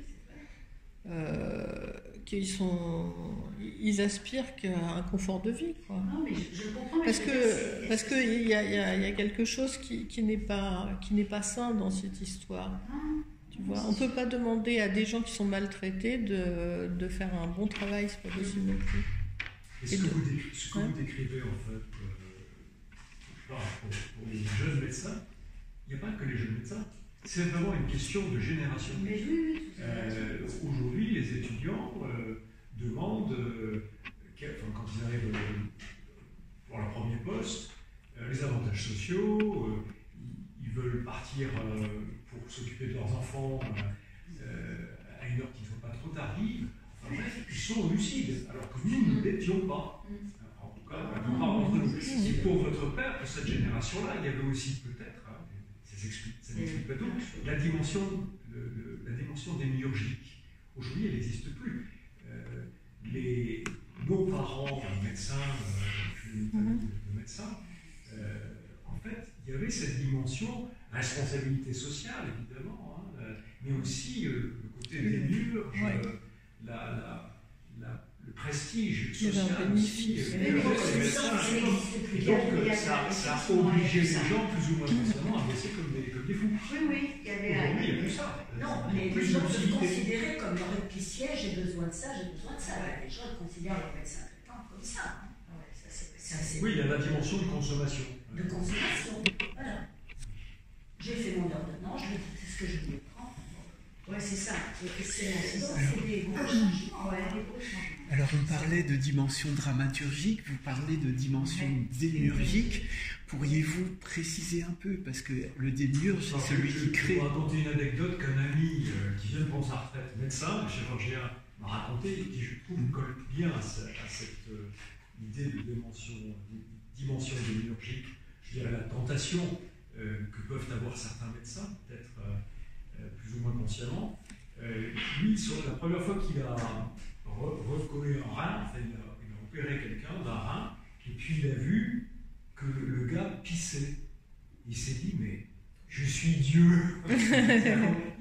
En faisant l'anastomose, en mettant la veine au bon endroit, c'était magique. Et c'était magique. Et il s'est dit, mais je ne me suis pas trompé de boulot, quoi. C'est ma vocation. Et il m'a raconté qu'il a eu ce sentiment de surpuissance, et qui était extrêmement jouissive. Bon, alors il est quand même redescendu sur Terre après, mais il y a ce côté-là qui peut être probablement encore vécu par le jeune médecin. Oui, puis il y a un rapport. Moi, j'ai vraiment eu, je ne vais pas vous faire parler, mais une petite anecdote que mon père m'a racontée il y a quelques années. Mon père reçoit un coup de fil tard, un samedi soir, de parents très inquiets parce que l'enfant avait terriblement mal au ventre. Mais vraiment, ils étaient super inquiets. Mon père dit, descendez au cabinet, j'arrive. Voilà. Papa arrive, il tape les parents sont à côté, parce qu'ils étaient toujours à côté, tout seul avec l'enfant. Il tape le ventre du petit, et là, non, pas mal, là, j'ai pas mal. Il avait mal nulle part, quoi. Donc au bout d'un moment, mon père lui dit, tu n'as pas mal. Et il lui répond, l'enfant, je voulais te voir. Donc là, du coup, mon père n'a pas du tout engueulé l'enfant, il lui a juste dit, tu as inquiété tout le monde, c'est pas une bonne chose, mais voilà. Mais donc à un moment donné, il y a même un rapport d'amitié en fait. Et je me dis, ça, il faut quand même passer du temps avec les gens pour que ça arrive, ça. Et ça, je trouve que c'est une belle histoire. Je sais que papa en être. Ça me touche beaucoup cette histoire, mais elle est belle. Je voulais te voir. Excusez-moi, il y a de plus en plus de jeunes médecins qui prennent le temps. La mienne, elle met 3 quarts d'heure, 10 heures. On accepte tous les retards. La personne qui est en place, et d'ailleurs, on lui a dit de trouver une solution pour elle a des jeunes enfants. Donc, je la trouvais fatiguée. Moi, je préfère la voir bien que fatiguée. Donc, elle se fait remplacer mercredi et un vendredi tous les 15 jours. On en a parlé parce qu'on veut qu'elle soit bien, tout simplement. Mais même la personne qui la remplace, elle a une telle envie vraiment de bien faire les choses sans s'oublier, parce que c'est des êtres humains qui ne peuvent pas être. Voilà. Et la remplaçante, je la rencontre pour la première fois et elle m'a balancé cette histoire de nouveaux protocoles pour les personnes qui font des burn-out avec interdiction de les mettre en congé longue durée. Et ça venait de tomber le matin et elle ne me connaissait pas, elle me balance le truc en disant c'est insupportable. Et on parle de ça pendant le rendez-vous, c'était pas que ça. Mais je trouve que dans la nouvelle génération, ils sont en train de. Elle m'a dit on va contourner. On trouvera toujours des C'est la sécurité sociale, c'est ça? C'est la sécurité sécurité sociale qui oui, impose. il y avait un truc qui tombait le matin et il me disait mais il est hors de question qu'on abandonne nos patients, on trouvera une solution, on va contourner. Donc je crois que de toute façon, et puis le travail, enfin en tout cas dans ce cabinet-là, on travaille ensemble. Le patient et le malade, on travaille vraiment ensemble. Donc moi, elle ne me reçoit pas forcément en faisant une ordonnance ou quoi que ce soit, mais véritablement parce qu'elle sait qu'avec une maladie auto-immune, j'ai véritablement quelquefois, moi aussi comme petit enfant, de voir mon médecin pour calmer le jeu, quoi, parce que toute seule, j'y arrive pas. Mais est-ce que ça ne tient pas aussi à il y a une dimension qui est purement personnelle, j'ai envie de dire. Ben oui, bien sûr. Ça tient aussi à la personne. Puis je pense que mon médecin est d'origine roumaine, donc déjà rien que pendant l'histoire du Covid, Est-ce que ça prend balancé à l'ivermectine et dans tous les supermarchés en Roumanie. Donc elle avait une autre vision en fait de la médecine. Et c'était important. En fait. Bien sûr. Voilà. Donc là, on a réussi à. La pensée médicale qui fonctionne chez cette personne. Voilà. Moi, je refusais tout. Oui. Une autre anecdote dans ce sens-là, je ne sais pas si c'est une question de personne ou de génération, mais j'étais dans un cabinet médical dans la salle d'attente en tant que patient il y a quelques jours, et à un moment, en fait, tout le monde s'est mis à parler d'un des médecins, parce qu'il y avait plusieurs médecins, et en gros, on attendait tous le même. Et en fait, on attendait chacun, il y avait à peu près 3 heures entre le moment où on devait arriver et le moment où effectivement il prenait. Et en fait, tout le monde disait c'est 3 heures qu'on attend tout le temps, c'est tout le temps comme ça, mais il est super. Et donc, tout le monde avait la banane en fait. Personne ne parlait parce qu'il attendait 3 heures. Parce que les gens savaient, quand ils étaient avec le médecin, et ben le médecin prenait le temps. Et la réflexion, c'est de dire, de toute façon, ce qu'ils veulent, c'est qu'il n'y ait plus de médecin de famille. La notion de médecin de famille pour le gouvernement, enfin, politiquement, est dangereuse.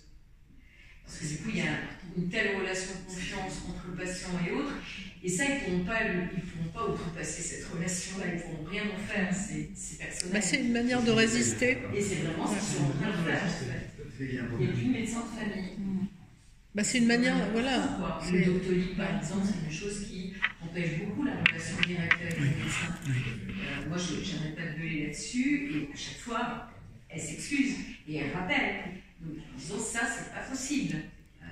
C'est bien cette gestion du temps dont vous parliez, cette compression du temps. Doctolib est un outil qui le permet et participe, même si c'est pas bien, participe effectivement de cette dégradation.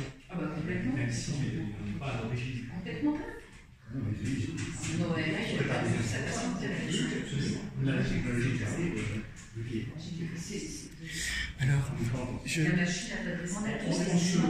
on se laisse bouffer par les outils qu'on crée nous-mêmes. Sauf qu'on ne sait pas utiliser les outils. L'ORL ne savait pas utiliser les outils. Donc je lui ai dit, mais vous êtes mignon, mais ça fait 15 ans qu'on est dans votre patientèle, on a constitué votre patientèle, on vous a fait votre pub, on était là. Et total, quand vous passez par le Doctolib, comme vous ne savez pas l'utiliser, vous n'avez pas mis en priorité mes patients. Et après, je prends les gens extérieurs. Et du coup, au bout de 15 ans, je dis, mais écoutez, tant pis, on va arrêter là, parce que moi, je ne peux pas. Soit je suis le patient, et vous me faites passer en priorité parce que vous connaissez et je ne peux pas aller partout. Voilà, mais là, on s'égare un peu par rapport au sujet, parce que c'était la pensée médicale. non, mais c'est pas grave. Alors ça, c'est, oui, ce qui fait contrepoint à la pensée médicale, ce qui l'empêche, ce qui la réduit, ce qui la désintègre. Et la question que je serais tenté de poser, le mythe a été introduit, le démiurge, quel est le pouvoir que pourrait la littérature? Parce que un des chapitres de l'ouvrage est consacré à la littérature. La littérature, quand on la pratique, elle permet d'être très attentif au récit, de comprendre que des choses prennent sens quand un certain fil chronologique est reconnu et respecté, que les mêmes événements pris à l'envers n'ont pas du tout la même interprétation, ne peuvent pas avoir la même interprétation. D'où l'importance de retourner vers le récit en tant qu'outil, je veux dire, central de compréhension de ce qui arrive à la personne. D'autant plus que dans la médecine, les symptômes sont ordonnés chronologiquement, c'est-à-dire que ça va donner une indication, ça va permettre peut-être de faire un diagnostic, de savoir que il y a eu d'abord ça, ensuite ça, etc. Et le diagnostic s'affine grâce à la compréhension de cet ordre chronologique. Mais c'est vrai qu'une manière de casser la pensée médicale, c'est de faire en sorte que la personne n'a pas le temps de raconter son récit. Le médecin n'écoute pas l'ordre des événements. Et donc, aucun diagnostic fiable n'est possible dans ce cas-là. Alors, et puis il y a la question de l'examen physique. On en a parlé, Brigitte en a parlé tout à l'heure, mais si on n'examine pas physiquement les gens, on peut imaginer n'importe quoi à partir des examens complémentaires. L'imaginaire humain, il est florissant et les préjugés, le côté de vouloir toujours avoir raison, d'être tout le temps... c'est moi le sachant, j'ai tout compris. Donc c'est un écueil énorme, quoi. C'est évident que s'il n'y a pas le temps, si on n'examine pas les gens, si on ne les écoute pas, il n'y a pas de médecine. C'est ça, il n'y a pas de pensée médicale. S'il n'y a pas de pensée médicale, il n'y a pas de médecine. S'il n'y a pas de temps pour la pensée, il n'y a pas de médecine. Et de temps du récit. Et le temps du récit, voilà, pour en revenir à la littérature. Alors après, la pratique de la littérature, c'est vrai que elle m'a aidé, moi aussi, pour dire des mots de réconfort. Ça, je remercie Salah, mon mari, d'avoir porté mon attention sur l'importance des mots. Parce qu'on peut avoir des sentiments, on peut éprouver de l'affection pour ses patients, de l'empathie, etc. Mais le fait de ne pas dire ce qu'on ressent est un problème. C'est-à-dire qu'il faut prendre conscience que les mots qu'on va prononcer sont énormes pour les gens. Il faut bien sûr les choisir, il ne faut pas dire des choses, des banalités ou n'importe quoi, mais il ne faut pas dire des choses simplement conformistes pour se débarrasser et dire au revoir. Il faut dire des choses qui ont un sens par rapport à la personne et par rapport à sa situation précise. Mais même ça va plus loin, parfois on dit au médecin de ne pas avoir d'empathie. Les gens, ouais. Moi je l'ai vraiment entendu très clairement à la salpêtrière en oncologie, de ne pas être en empathie avec le malade. Ben oui, mais ça c'est des gens malades, enfin des cinglés, des gens qui... Ne pas être en empathie avec le malade comme une sorte de système, bien ce que c'était ne pas être en empathie de façon à savoir se protéger, ce qui est aussi nécessaire pour le médecin.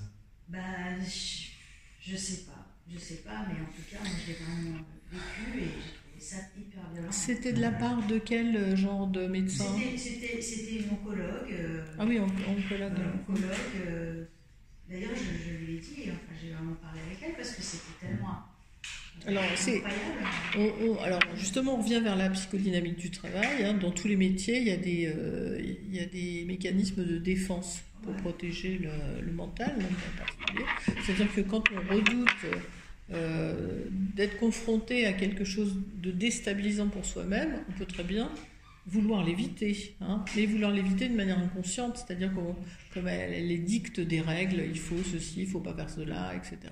En fait, là, forcément, il y a des situations où le médecin est en souffrance, parce qu'il est en échec thérapeutique, parce qu'il sait à l'avance ce qui va se passer, il voit déjà le film qui se déroule vers une issue fatale pour la personne, ou de souffrance, etc. Et donc, il y a une forme de blindage, entre guillemets, qui peut être exagérée, avec une perte de la conscience du mal qu'on fait aux patients quand on est comme ça, apparemment sans empathie. Donc, c'est des mécanismes de défense. Là. Christophe Dejoux et Damien Cru l'ont mis en évidence dans le milieu du bâtiment. On est un peu loin.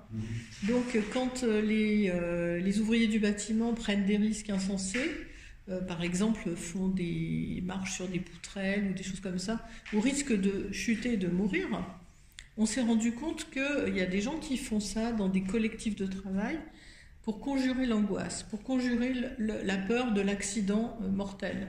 Et donc justement, ils bravent le danger. Ils vont faire des choses pas possibles, Et tant que dans le groupe, c'est tacitement admis que c'est comme ça qu'il faut faire pour se protéger, ça va. S'il y a quelqu'un qui commence à se singulariser, il peut être rejeté violemment du groupe parce qu'il n'a pas acquis les défenses mentales collectives. Voilà. Donc, dans ce service, c'est pas très fréquent quand même que des médecins, tu vois, revendiquent comme ça qu'il faut être blindé, qu'il faut pas avoir de... Souvent, c'est des non-dits, enfin, on se blinde un peu, mais on ne l'affiche pas, on le revendique pas comme une méthode ou un savoir. Mais là, la personne, elle faisait de l'abus de pouvoir parce qu'elle était peut-être en situation de comment dire, je sais pas, chef de service ou chef de quelque chose. Donc c'est moi qui sais, et puis en plus je vous l'impose au cas où vous auriez l'idée qu'il ne faut pas le faire. J'ai une anecdote là-dessus en psychiatrie. Bon, c'était pas bien grave, c'était moins violent que ça. Une patiente en psychiatrie qui avait un problème de mycose dans la bouche à cause des neuroleptiques, c'est très fréquent, c'est un problème très fréquent. Et donc, moi, je m'occupais de la médecine générale dans ce service de psychiatrie. Et l'infirmière me dit « Ah, ben, elle a recraché le médicament. De toute façon, elle est psychotique. Enfin, elle est délirante. » Bah, je lui fais voir le médicament. Je l'ai pris, je l'ai mis dans ma bouche. Je lui ai dit « Mais c'est affreux, quoi. C'est amer. » Je l'ai recraché. C'est pour ça qu'elle a craché. C'est pas faire. Et alors là, j'ai vu la tête de l'infirmière, mais j'avais contrevenu à ce système de défense collective qui fait qu'on est le soignant, on n'est pas le patient. Et d'un coup, moi, je me mets à la place du patient. Je mets le truc dans ma bouche. Donc, d'un seul coup, j'ouvre la porte, très dangereuse, où d'un coup, on pourrait être comme les patients, quoi. On pourrait être dans cette espèce de chaos mental. Et donc, j'ai vu la tête qu'elle était pas contente, hein, franchement. C'est un système de reconnaissance sociale. Social, c'est dans... Ça se trouve dans les cours de réparation maternelle. Non, mais là, c'est... Le petit gamin qui est plus sensible du tout. Ouais. Non, mais là, c'est vraiment une défense. C'est vraiment une stratégie défensive de métier. C'est ce que De Jour et Damien Creux ils l'ont mis en évidence, c'est de se protéger de l'angoisse, du risque d'accident mortel. Hein? Et quand la personne a un accident de travail, tombe après, très souvent, il est très difficile de reprendre le travail dans l'âge médical. Parce que, justement, il a été confronté au risque. Et il n'est plus. Ça, je me souviens très bien que vous avez parlé quand il y a eu l'accident. C'est un peu la pensée logique aussi. Il est tombé, donc ça veut dire qu'il est plus protégé. On va peut-être arrêter. Oui, j'avais une dernière question à te poser. Il a été question des stratégies de défense. J'aurais une question. Est-ce que, selon toi, ces stratégies de défense contribuent à l'éviction de l'imagination, à l'absence aussi, à l'amoindrissement du sens clinique? Et j'ai été frappé en te lisant concernant ce que tu dis à propos de la psychose. C'est quand même un diagnostic qu'il faut... Enfin, ça ne se fait pas comme ça. Il faut de l'imagination, il faut aller vers le malade. C'est quelque chose qu'on ne veut pas voir. C'est ça que je veux dire. Ah oui, tu veux dire, oui, on peut avoir des défenses pour ne pas reconnaître la psychose. Oui, ça m'est arrivé dans mon travail avec une collègue qui... moi, je voyais tout le temps que ces patients étaient psychotiques, elle ne les voyait pas. Bon. Donc, elle ne les envoyait pas chez le psychiatre pour une prise en charge. Donc, après, les troubles du comportement n'allaient que de mal en pis dans le travail, avec des gens qui avaient peur, qui ne savaient plus quoi faire. Enfin, c'était... Et elle avait effectivement, un médecin du travail, qui avait cette réaction de... Je ne vois pas la psychose. Je m'en protège. Bien sûr, alors elle, je ne pense pas que c'était un problème d'imaginaire, mais c'était plutôt un problème de peur de ce qui pouvait arriver, d'évitement du conflit, d'évitement de se retrouver face aussi à un patient en opposition qui ne veut pas être coopérant. Donc c'était plutôt ça, c'était pas pour manque d'imagination, mais effectivement, quand la pensée médicale ne peut pas se déployer et donc qu'elle ne laisse pas le temps, la possibilité à l'imaginaire de se déployer, alors il y a plein effectivement de moments où la pensée médicale est défaillante et donc avec tout ce qu'on a pu imaginer parce que la pensée médicale, c'est une abstraction, mais c'est un cheminement intellectuel. Et puis, au niveau du comportement des actes médicaux, ça recouvre tout ce qui peut suivre, enfin tout ce qui peut être la conséquence de la pensée, quoi, des actes, des observations, d'une écoute, tout ce qu'on fait. En te lisant, la pensée médicale est tout sauf une abstraction. Elle s'incarne, elle s'ancre dans le corps. Voilà. Elle est surtout dans la pratique. Moi, je l'ai découverte, cette pensée médicale, en agissant, en étant médecin. Malheureusement, on m'en a jamais parlé à l'université, mais bon, je l'ai découverte dans mes actes. J'ai vu que, précédant des décisions, des actes, il y avait une réflexion, il y avait une pensée. Et c'était une pensée qui était donc une pratique, puisque ce n'était pas une science, il n'y avait pas de preuve que j'avais raison... Et il fallait, comme tout médecin, on doit décider à un moment donné. On doit décider de donner un nom ou de caractériser ce qu'on observe et on doit décider ce qu'on va faire. Mais immédiatement, c'est pas dans 5 ans ou c'est tout de suite. Et donc, c'est là où on se rend compte, effectivement. Et alors, qu'est-ce qui m'a orientée vers la pensée? Pourquoi j'ai écrit ce livre aussi? C'est que en psychosomatique, en fait, dans l'école de Paris, qui est l'école de psychosomatique en France, qui s'est développée à partir de la psychanalyse dans les années 50, on a identifié dans la relation clinique avec les patients une entité qui s'appelle la pensée opératoire. Et la pensée opératoire, c'est, on pourrait moi je ne suis pas psychanalyste, mais je dirais que c'est une pensée qui est dénuée de symboles. C'est une pensée qui aura des réalités matérielles. Le discours qui va avec cette pensée, c'est un discours pauvre, qui est toujours très descriptif, mais où il n'y a pas de sentiment, où il n'y a pas d'affect, il n'y a pas de rapport au passé ou à l'avenir. Et la prise de conscience de l'existence de cette pensée opératoire, qui existe parfois d'une manière massive chez certaines personnes, ou bien d'une manière un peu ponctuelle, on peut dire, ça a été pour moi vraiment un basculement dans ma vision du monde. J'ai vu d'ailleurs que dans ma famille, il y avait des gens qui avaient de la pensée opératoire, et qui, alors d'après la théorie de psychosomatique de l'école de Paris, cette pensée opératoire, elle expose plus les gens à faire soit des actes de violence, soit à avoir des maladies du corps graves, ce qu'ils appelaient une désorganisation progressive au niveau organique, quoi. Et alors, Christophe Dejour, qui était donc la personne qui m'a initiée à la psychiatrie, à la psychosomatique, expliquait à l'hôpital en psychiatrie comment ça se manifestait, les carences de pensée. Et j'avais la chance qu'il m'emmène avec lui en consultation, voir des patients qui étaient hospitalisés en réanimation à l'hôpital général d'Orsay.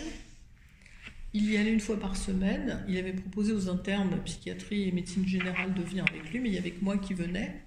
Et j'assistais à son entretien avec quelqu'un, par exemple, qui avait fait un infarctus ou qui avait une maladie infectieuse grave, ou qui avait une décompensation qui l'avait amené en réanimation. Et il était à l'affût de la carence de pensée symbolique.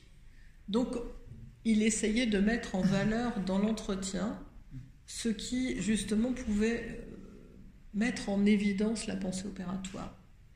Ou ce qu'on appelle la dépression essentielle, c'est-à-dire une sorte de dépression non verbalisée, sans affect apparent, mais où la personne, elle devient négative, cynique. Tu parlais de la peste émotionnelle décrite par Wilhelm Reich. Eh ben, j'avais dit à Dejour, c'est bizarre, hein, tout ça, ça ressemble à la peste émotionnelle que décrivait Wilhelm Reich. Il m'a dit, ah, c'est intéressant, je ne l'ai jamais lu, je vais le lire. Et donc, voilà, il y avait aussi Sifnéos, je ne sais plus comment il s'appelle, qui avait parlé de, je ne sais plus quel est le terme, enfin, ça recouvrait à peu près le même phénomène, quoi. Mais alors, ce qui était extraordinaire, c'est que dans cette école de psychosomatique de Paris, ils l'avaient vu, ils étaient trois, il y avait Marty, il y avait un philosophe aussi, j'ai oublié leur nom, enfin bref. Ils étaient trois, ils se réunissaient le dimanche pour faire leurs recherches là-dessus. Et ils avaient vraiment mis en évidence quelque chose de formidable, quoi. Et de montrer que la pensée opératoire ou la dépression essentielle précède la maladie du corps, la maladie grave. Bah, c'est un truc énorme, quoi, parce que ça aide beaucoup le médecin traitant normalement. S'il arrive à comprendre que son patient là, il fonctionne pas au niveau symbolique, mais qu'il est vraiment tout le temps au ras du matériel, le pronostic ne va pas être bon, hein. Et moi, je m'en suis servi pendant toute ma carrière de médecin du travail, de ce guide-là, justement. Et pour que tout le monde comprenne bien, le lien que tu établis entre dépression essentielle et pensée opératoire. Alors, la dépression essentielle, c'est un moment particulier dans la vie où la pensée devient opératoire, alors qu'avant, elle n'était pas forcément. Il y a des gens qui sont élevés, alors Dejour disait que c'était la violence qui arrêtait la pensée. dans l'enfance, quand les enfants sont victimes de violences, la pensée s'arrête et leur évolution peut aboutir à une pensée qui est tout le temps opératoire. Et donc, ça expose, par exemple, les jeunes adultes ou les adolescents à avoir des actions d'agression contre les autres, contre eux-mêmes, de se taillader, de se suicider, etc., ou d'être accro à des substances addictives qui calment comme un pansement, en fait, ce trou béant qu'il y a, parce qu'il n'y a pas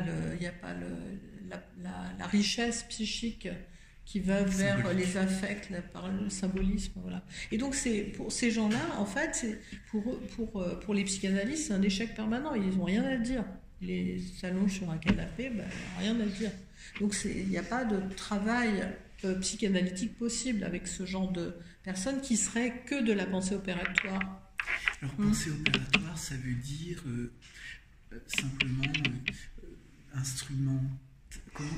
Une pensée aura des réalités matérielles. Quand quelqu'un discute avec toi, il est toujours en train de te raconter tout dans le détail, t'en as rien à faire, quoi. Tu voudrais qu'il synthétise et qu'il dise ce qu'il pense de cette situation. Dire voilà, donc je suis arrivée, j'ai ouvert la porte, qu'est-ce que j'ai vu par terre? C'était ça. Alors après, l'autre il est arrivé, il m'a dit ceci, après l'autre il m'a dit cela, moi j'ai téléphoné, enfin tu vois, c'est ça. Et il n'y a jamais de positionnement, il n'y a jamais un décentrement et Et le lien entre dépression essentielle et dépression psychique? Alors la dépression psychique, quand elle est riche, sur quelqu'un qui a une structure qu'on dit névrotique, c'est comme ça qu'il les classe. Il y a la structure névrotique est la plus riche, la plus aboutie au niveau symbolique, avec pensée liée, symbolique, etc. Il y a ce qu'on appelle la névrose de caractère dans cette théorie-là, qui est une sorte de mix, si tu veux, entre la pensée opératoire pure et la structure névrotique. Donc il y a quelques carences quand même, donc ça veut dire que les gens qui ont une névrose de caractère, ils ont quand même un petit peu plus souvent de pathologies organiques que d'autres. Tout ça c'est un cadre, bien sûr, on peut toujours trouver des contre-exemples, etc. Mais c'est important. Et puis il y a la névrose de comportement qu'on appelle aussi psychopathie, avec des gens qui sont violents, plutôt violents, qui supportent aucune frustration, qui vont vers les drogues, vers l'alcool, etc. Voilà. Et puis les psychoses. Voilà. Donc c'est 4 grandes cadres nosologiques qui permettent aussi à un médecin traitant, s'il arrive à analyser un peu dans la relation ce type de structure de personnalité, de prévoir comment les maladies vont évoluer. C'est vraiment fondamental, quoi. Est-ce que je peux parler? Oui, bien sûr. Peut-être j'avais une amie d'enfance, et après elle suicide, elle a toujours m'a raconté le détail. Il y a quelqu'un suivi elle, tout ça, oui. Elle m'a dit comme ça. Après, elle criait, elle ne veut pas parler avec les gens. Elle a beaucoup de choses dans sa tête. Alors moi, c'est compliqué, on ne peut pas faire un diagnostic comme ça avec ces éléments. Ça peut être psychotique, ça peut être... Je pense que elle est tombée amoureuse avec un garçon dans une grande école. Oui. C'est la première fois elle fait petits amis, oui. Mais les deux ensemble depuis un mois. Oui. Mais après, il a quitté elle, il est avec l'autre fille. Oui. Et tous les trois, c'est dans un même laboratoire. En fait, on peut pas, avec ces éléments-là, on peut rien faire. Il faut que le médecin, justement, il doit être en face de la personne pour sentir, pour observer sa gestuelle, son discours, son comportement, pour essayer de comprendre éventuellement s'il a envie de le catégoriser dans une des catégories, parce que ça lui serait utile pour faire quelque chose. C'est pas pour le plaisir de mettre des étiquettes sur les gens, bien sûr, parce que ça sert à rien, quoi.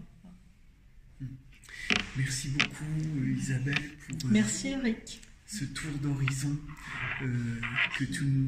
dont tu nous restitues la complexité et j'espère qui suscitera le désir de poursuivre la réflexion en lisant le livre, en parlant autour de soi, et puis en explorant les références, les directions ouvertes. Et on va se revoir le 12 juin à l'Agora à Porte d'Orléans.